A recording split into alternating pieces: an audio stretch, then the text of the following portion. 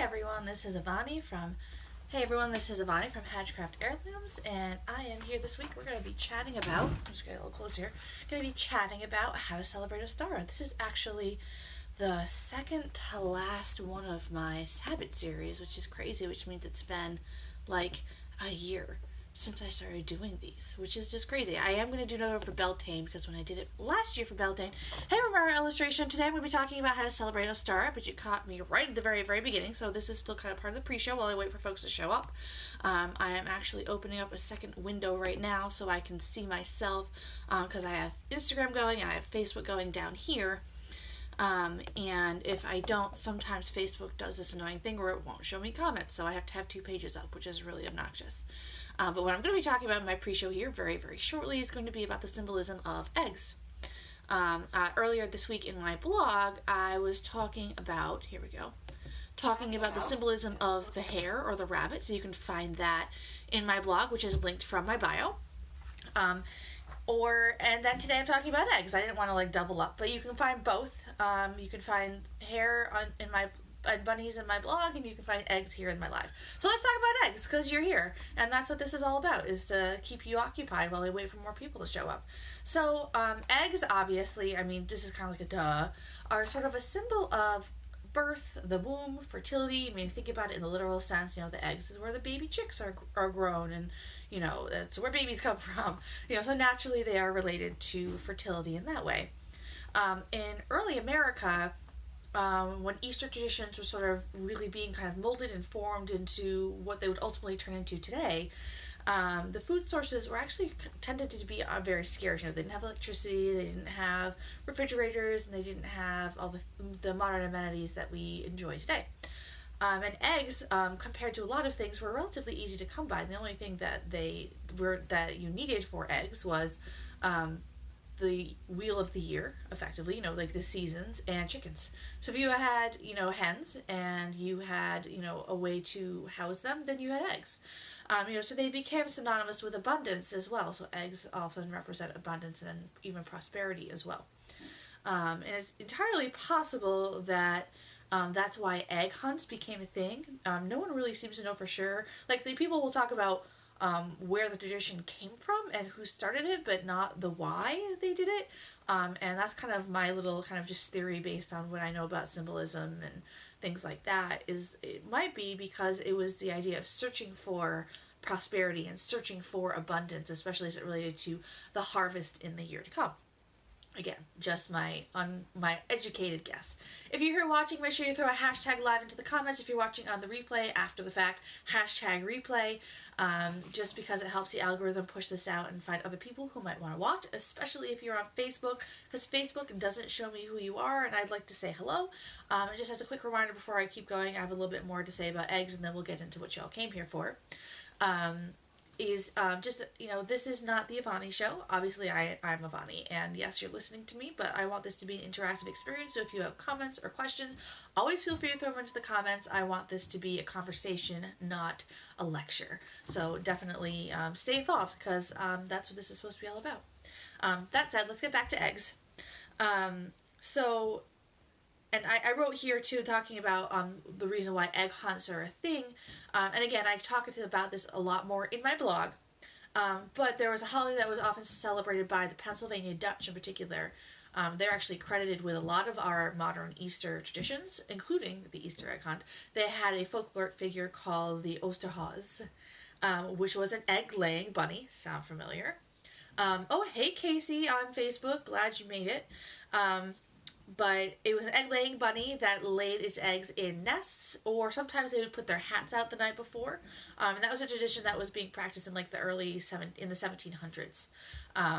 So it's kind of come a long way to today. But that's, when people are an egg that lays, a rabbit that lays eggs, where does that come from? That is so random. It came from that folklore. But again, I had a really hard time finding anything that talked about before the 1700s. We lost a lot to history, unfortunately. So that's as far back as most people seem to be able to trace it. But in regards to our egg symbolism, just generally speaking, chickens, I mentioned before that all you need are chickens and, of course, accommodations for said chickens.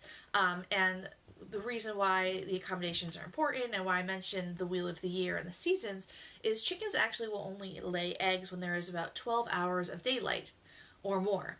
And so, interestingly, that means right at the spring equinox, when the day and the night are equal, that's when there's at least 12 hours of daylight. So this was approximately the time of year that chickens would begin laying again, typically, which is, again, another reason why it's so associated with the coming spring and with Easter and Ostara.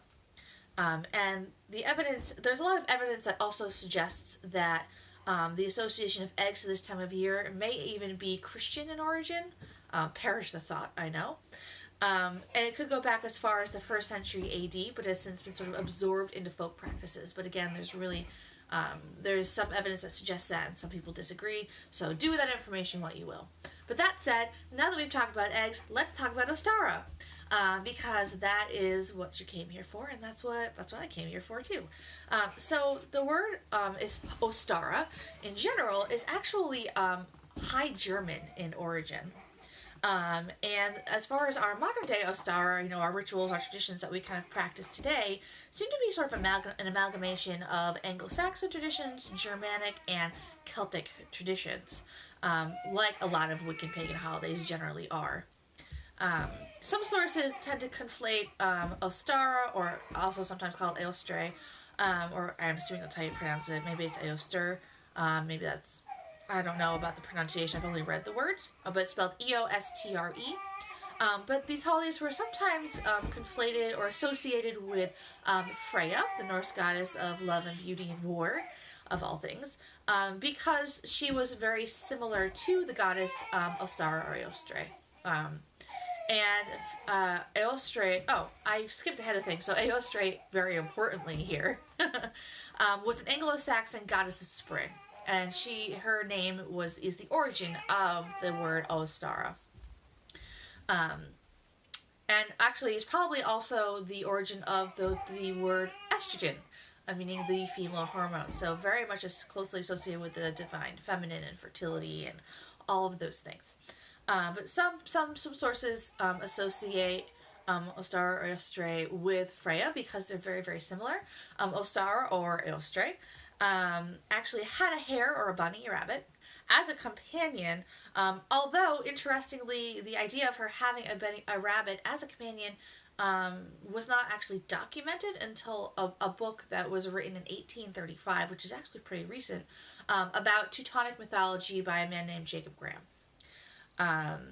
A lot of people do cite that book as the earliest origins of the Easter Bunny. But again, we can kind of sort of trace that back to the 1700s, but not much that can be seen before that. Germans had Ostara, so the holiday, that's what they called it. Like I said, Ostara, as a word, is German in origin, which was the Anglo-Saxon version of their Eostre, or the festival of Eostre that they celebrated around the same time of year. And kind of the question, and I kind of made a note here, is like, which came first, the chicken or the egg? No one really knows. My suspicion, and again, just based on an educated guessing, not any research, is that it probably started with the Anglo-Saxons, and the Germans sort of co-opted it, because they did that with a lot of things, Vikings, hello. But there's I didn't find any specific evidence to suggest that it was just a wild guess. But then I'm also thinking that's why later there was probably an association made between Eostre and Freya, because I think Eostre probably came first. And then the Celts, or the Druids, modern Druids in particular, celebrate a holiday at the spring equinox called, and I'm probably going to butcher this, Alban Elir. If there's anyone out there who is a Druid or celebrates or practices Celtic paganism that wants to correct me on that, I would love to know that the right way to pronounce that. And Alban Elir, maybe, translates to the light of the earth, which is kind of neat, meaning that, the light is returning to the earth.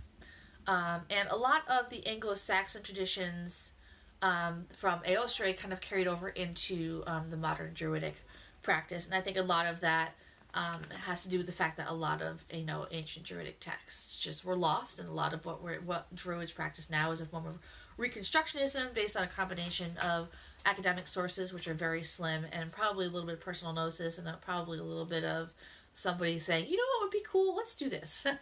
Again, there's, that's true of a lot of modern paganism, because so much was lost by academics who didn't see the value in it, unfortunately. But that's neither here nor there. That's a story for a different day.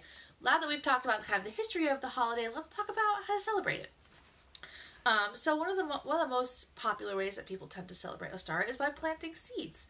A lot of people have spent, a good month and change or so planning out their garden, what they're going to plant for the year, and Ostara is a time when people start actually doing the planting itself. Oftentimes, at least in climates where I live, which is a little bit chilly still at that time of year, usually they'll start them indoors in planters and then move them outdoors after they're sure the threat of the first frost is past, or last frost is past, excuse me. But when people do their planting, oftentimes they use it as an opportunity to set intentions. So the idea is that when you plant your intention as a seed, it then grows, and the idea is that it then manifests. And especially if you can take it even further if you're planting something like a fruit tree, because not only are you planting and it's growing, but the manifestation can also be looked at as the fruit or even the flowers in that situation. So that's kind of neat too. Another common way that people like to celebrate Ostara is to decorate eggs. And I think that's fun because it's a really great way to sort of make intentional art on the eggs when you're decorating them. I'm also a big fan of the idea of using, or kind of relearning how to use natural dyes for eggs, especially because I think that's another opportunity to kind of pour more intention into the practice. Some of the natural dyes that people use are things like onion skin, which will produce or chili powder, which will produce a sort of orange color.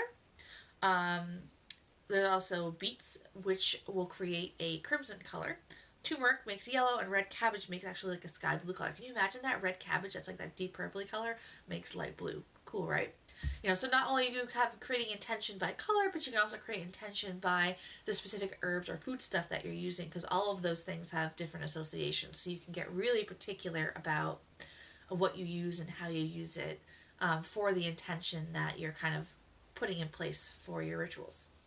And I also wrote here, you can combine the two, the decorating eggs and the planting seeds. That's actually a thing that I did for my Ostara last year, and I'm actually thinking about doing again because it was really a ton of fun, is we made egg planters.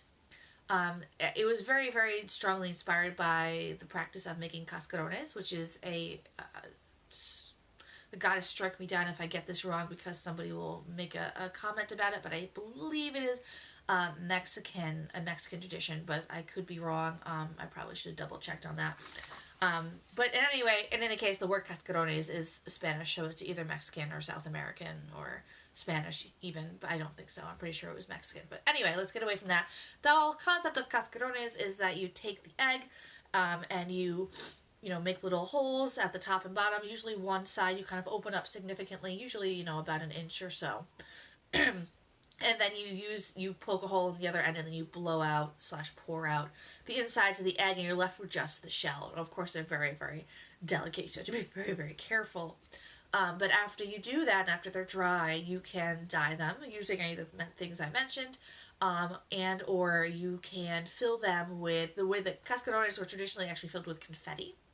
And the idea is that it was considered very good luck to have someone come up to you and smash it on your head, and you just get a shower of confetti.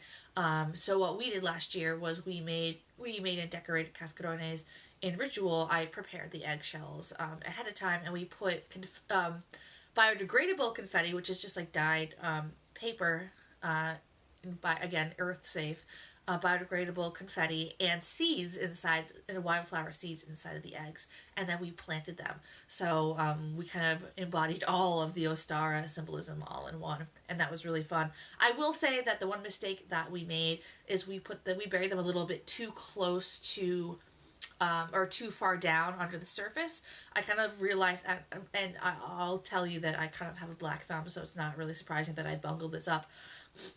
But generally, a lot of those wildflower seeds you're really supposed to sow like on the surface of the soil or like just under the surface. So next time I do it, I'll be a lot more conscientious about what I'm putting in there. Maybe I'll do bulbs or something this year. I haven't really thought it out that far yet, but I love that idea, the idea of planting seeds, but also eggs at the same time. So all the symbolism all at once.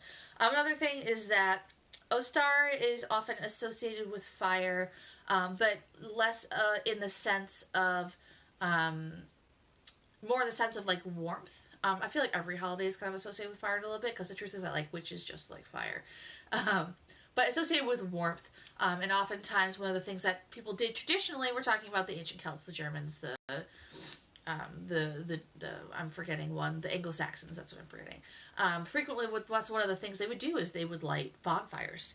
And although that is more often associated with Beltane, which, trust me, we're going to get there, because Beltane is one of my favorite holidays, it's also associated with Ostara. So especially if you're looking for something that's kind of like low-key, that doesn't take a ton of prep other than building a fire or lighting a fire starter, having a fire like that can totally be a way to celebrate on the kind of low-key without putting a ton of work in. Hey, Sandra, where you're talking about how to celebrate Ostara, I'm actually getting to the end now, but you can totally go back and rewatch, and then you can, of course, be here for the live sale, because I didn't see you on Wednesday, so you made it just in time for that. And then the last thing I wanted to say about how to celebrate Ostara, or an idea for how to celebrate, is to collect natural water from a natural source, from a spring, from a stream, from a river, from a brook, etc. Because any water that was any water that was collected on the spring equinox was said to have healing ability. And it was said to be especially good for fertility spells. And just as a quick addendum about the idea of fertility spells, it doesn't need to be literally in the sense of getting pregnant, because I know there's probably a lot of ladies out there that are like, whoa, I don't need that, hold up. Fertility can mean just, assuring a favorable outcome to a project or an intention that you're putting out there too. Fertility can be symbolic as well as literal. So when I say fertility, don't freak out about it. So anyway, yes, water. And then I'll talk about it more at Beltane, but like water that's collected on Beltane is said to have wonderful abilities for beauty spells and glamour spells, which is kind of neat. But anyway, getting ahead of myself. And then cool things to decorate your altar with. And then real quick, I just want to make a note, is that I had an Ostara product drop or shop update earlier today, so there's actually a ton of things in my feed right now that are for sale that make wonderful Ostara decor. So if you are looking for things to decorate with, you can go check that out. You can always shop with the hashtag Hedgecraft Heirlooms available. That's a new thing I kind of added so that it's really easy to find things. And if you don't want to type that into your search bar, you can go to the How to Shop highlight on my page, and you can just click on the hashtag from one of those highlights, which makes it super easy. So anyway, that said, here are the things that are good for decorating your Ostara altars with. Bunnies! So I mentioned earlier, if you weren't here, that my blog post earlier this week was about the symbolism of the hare, or the symbolism of the rabbit, and you can find the link to my blog in the link in my bio. It's a link tree, so you can find, it'll say, I can't remember what it's called. It says blog. You'll find it. So you can find it there. It's the top entry right now, so super easy to get to. So bunnies, eggs. So we talked about eggs at the very beginning of the video. Decorated or otherwise. Oh, and a real quick note about decorating eggs. One of the things I discovered in my kind of research for this this video today was that one of the really common ways that people would decorate eggs was actually not with paint, but that they would dye them with natural dyes and then etch designs into the shells with like a pin. And I think that sounds super like badass, but also terrifying if it's just an empty eggshell that you're working with. So that's a really fun story too. So if you want to try to decorate that way, you can. If you're doing hard-boiled eggs, it makes it a lot less scary. But anyway, I digress again. So bunnies, eggs, chicks, obviously, because chicks come from eggs. Flowers are really common because this is usually the time of year that things are starting to bud. The first flowers of spring are starting to poke above the ground. Things like crocuses and daffodils and dandelions and what else am I forgetting? Forsythia, which is one of my favorites. I have a bunch of those bushes in my yard. They were one of my mom's favorites growing up. She used to always point them out to me, so now I kind of have a special place for them in my heart too. And crocuses. She used to like go up to crocus bulbs and like pop them. She's so weird. But anyway, some colors that are really commonly used on your Ostara altar are pink, which is why I have pink on my eyes today. Green, pink and green are kind of the two big ones. You know, pink usually for flowers and green for new growth. And also sometimes yellow, and I associate yellow and white with Ostara more than a lot of other colors, because I think of a lot of those first flowers of spring that I mentioned are yellow. So first flowers tend to be yellow. And then white, for purity, you get daisies and lilies that are white.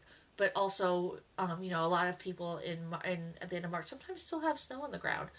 So you still get that sense of purification and newness that comes from white too. And then also, of course, just any pastel color. Again, that's where I'm wearing purple today, and I'm wearing my awesome cardigan here with the flowers on, and I'm all starred out for you today. So those are all good colors to do. And then some other deities I mentioned earlier, Eostre or Ostara, which is an Anglo-Saxon deity, Frey and Freya, which are Norse Germanic, Sybil and Attis, who actually have their Roman deities who actually have a resurrection myth centered around this season, which might sound mighty familiar. And then, of course, also Isis and Osiris, which also have a big resurrection myth associated with them. So those sort of resurrection myth deities are very much associated with Eostre, Ostara, spring equinox time of year. So, all right, that's all I have for Ostara today. I just realized I never pulled out my tarot deck because everything else was already out, so I'm just going to lean over here real quick like. I think we'll use this one today. But first, before we get to that, I'm getting ahead of myself, let's do the live sale. So this is the second live sale of the week. Real quick, let me make sure that I have... Oh, actually, before I even get into that, I'm going to do a little bit of a sign-off. Usually what I do with my Instagram video is after it's done, I download it to my phone and I upload it to YouTube. So if you're here watching on YouTube and you made it this far, thank you so much for watching. I hope that you have a blessed, wonderful Ostara, planting the seeds of your intention and manifesting them in the year to come.